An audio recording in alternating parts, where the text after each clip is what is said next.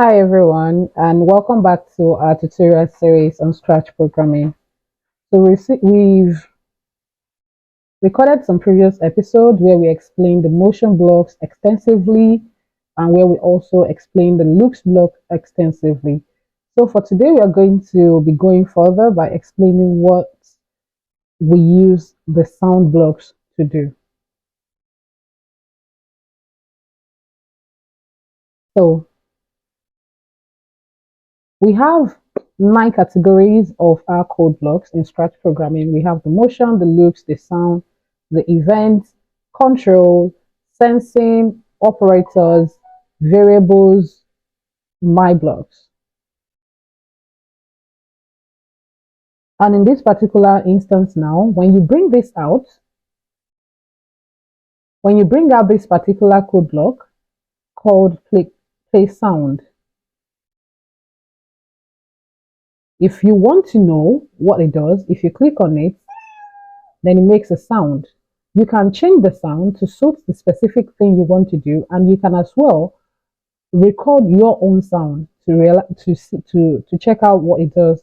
So in this case now, if I click on this place, I have access. All of these categories of sound are grouped based off of the sound. If I go under effects,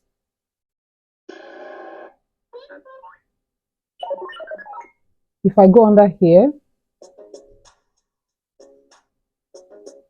you can imagine what this can be combined with. It can be combined with other sounds to make really beautiful music.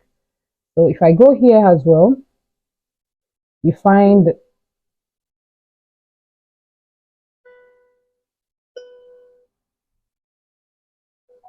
and for percussion, this is what we get.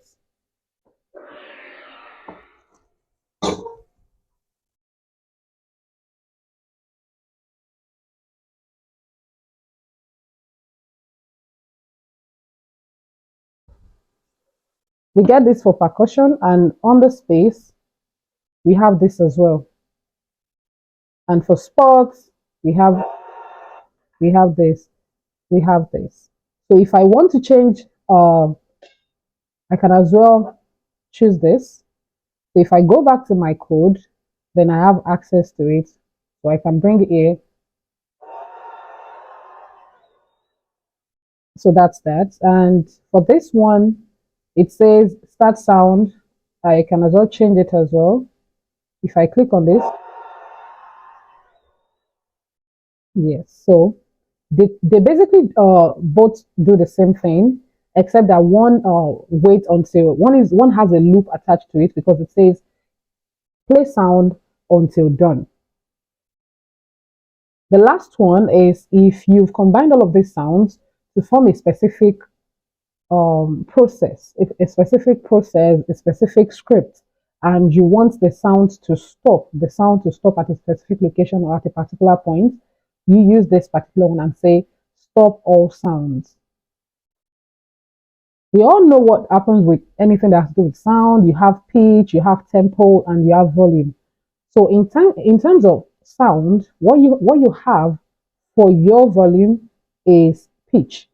So you can adjust your pitch effect. So if I say start sound, I combine this together and I say change pitch effects by. So if I do this now,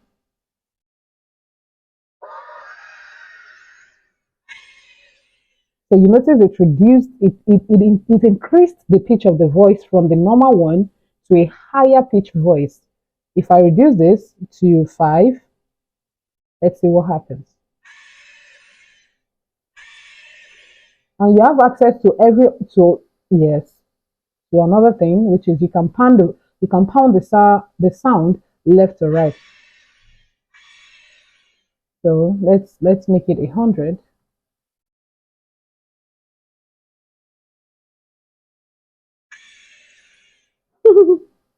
So that's what we get.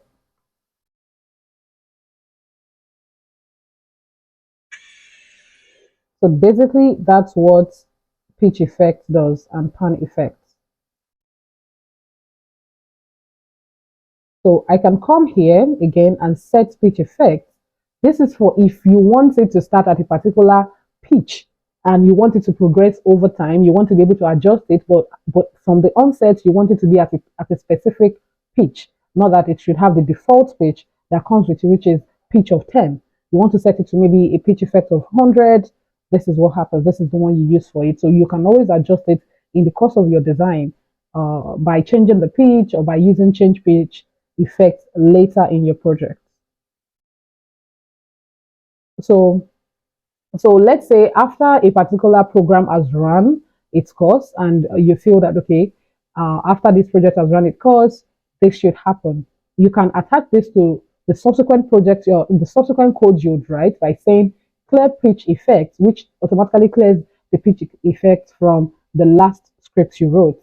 So this is when you use this particular one. And for volume, like I said, how high it goes and how low it goes, that's what volume does.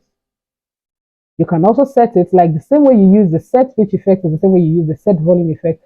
You can make the volume to be at a particular point, that is at a specific point, which is 100. You can make it 100%, and over time you tell it to change volume by, let's say, -10, which means it should keep reducing the volume. It should keep reducing the volume. It should keep reducing the volume until probably when you get to a point where you're satisfied with the outcome of the volume. So, and there are times when you want to do a combination of codes. You want to combine the volume effect with something else. Like let's say you want to bring out the code from the previous. So let's say volume. You can combine it with some other syntaxes in Scratch. You can combine syntaxes together by looking at the shape they have and finding the appropriate code blocks that fits those shapes perfectly. So in this case, that's what you use that for. So I believe that's that about sounds effect. So let's move on to the next one, which is event. I can say literally that one of the most important set of code blocks in Scratch programming are the event blocks. Because just like when you have a car, you need an ignition to make it work. You know, I'm not talking about the cars you jumpstart. I'm referring to cars that that still have functional lifespan, whereby you still use the normal ignition, either a key or a button or a voice command to start it. So your event code blocks are basically listener. They listen for an action, and then whatever script you attach to your event runs the moment you attach those script to it. So what it means is if you've attached an event to an action, unless that event you've attached is done, unless it's activated, your program would not run. So for instance, now if I come here and I say, okay, when green flag is clicked, I say move 10 steps, say hello for 2 seconds, and then play sound.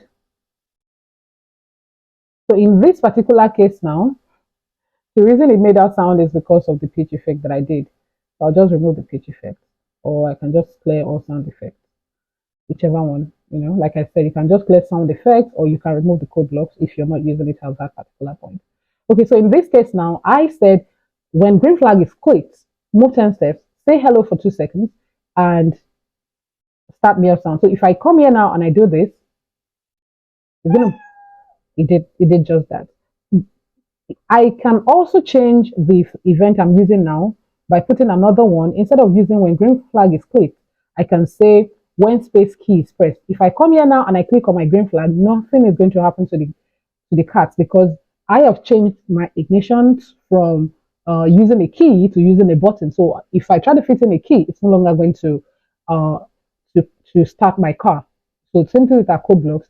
If I try to use the green flag now, it's no longer going to do just what I want until I press on the space bar on my keyboard. That's when it does that. So if I want it, I can also change this and use another one that says when the sprite is clicked. So in this case now, I'm clicking on my space bar now and it's not doing anything because I've removed that ignition source to another one by saying unless I click on the sprite that the program is written for, all of the attached syntaxes, all of the attached programs would not run. So in this case now, unless I click on the cat, all of those things would not run. And for instance, in some instances, we have when we would use several types of backdrops in a particular project. We can use more than one backdrop in a particular project. For example, let's say when we've had multiple backdrops and we switch rather between all of the backdrops, that's when the event runs. So let's say we're trying to make an animation like a cartoon that has multiple backdrops, multiple scenarios where we have to switch between backdrops for a particular program to run where we want it to wait.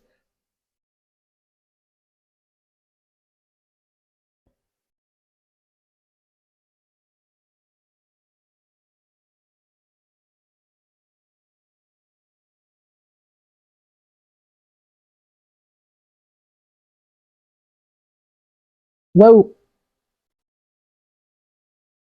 where we want it to wait before we run it. So this is what's going to happen in those instances.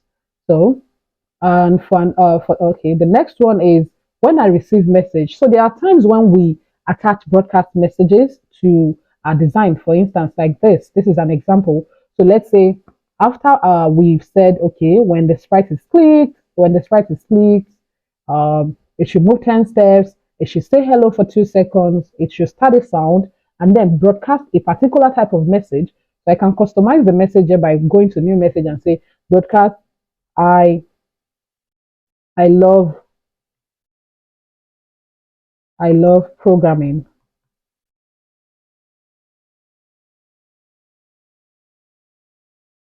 Mind you, this does not do the same thing this does, which is say hello. It doesn't show the message literally on the screen.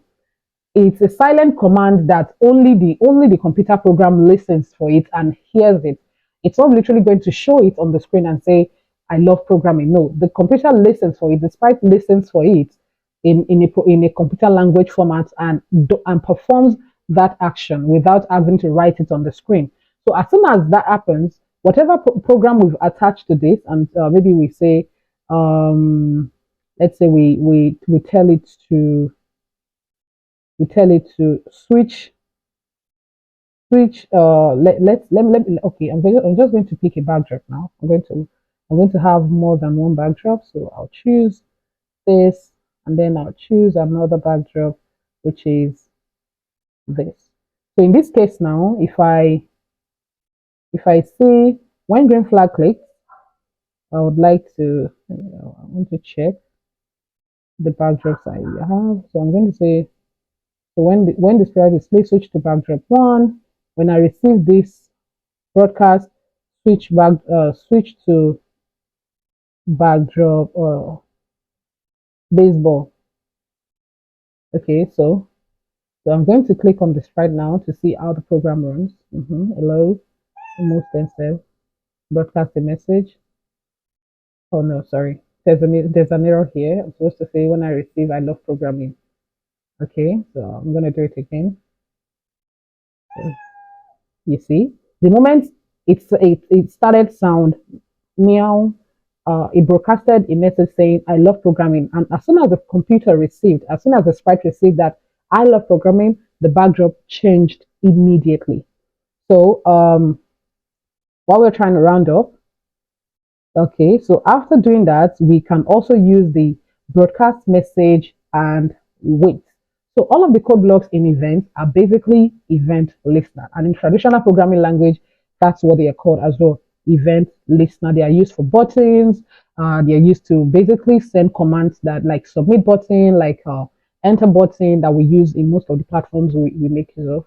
I hope we've been able to learn a thing or two from today's episode of our introduction to Scratch programming and her explanation on how all of the code blocks in our loops, motion, events, sounds, how they work, and how they are being used to initiate programs. Thank you for watching. Don't forget to like, subscribe, and share.